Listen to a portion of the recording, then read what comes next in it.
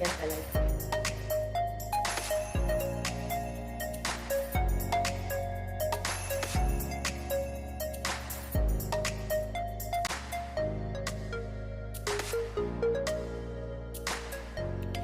Time check, 10:30 PM. So, hindi pa po na-plancha yung hair namin kasi nasira yung plancha.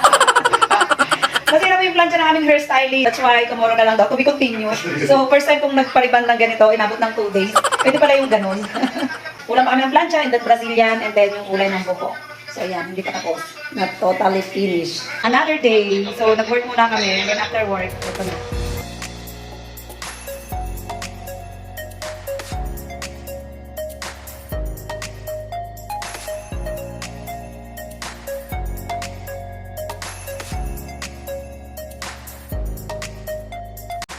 So ayan guys, to be continue po yung pag-ibang ng buhok namin, and now, naka-Brazilian na po kami. So ayan, binababad lang po siya para maging buhay na buhay yung hair namin. Abangan po natin yung outcome ng aming hair. Actually, 3 po kami, so tapos na po yung isa namin kasama. So abangan po natin yung outcome.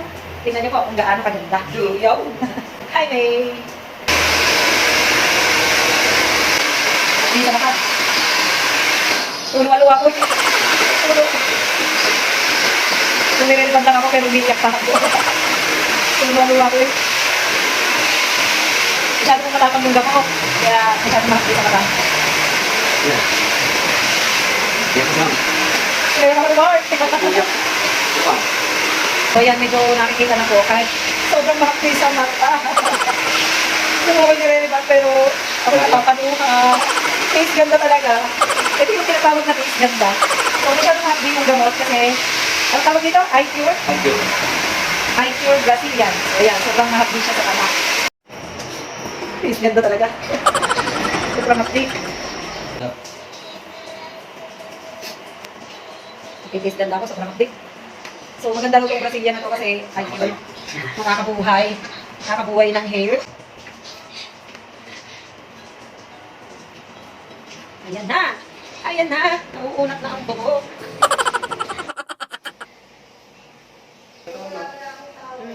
Anong tawin?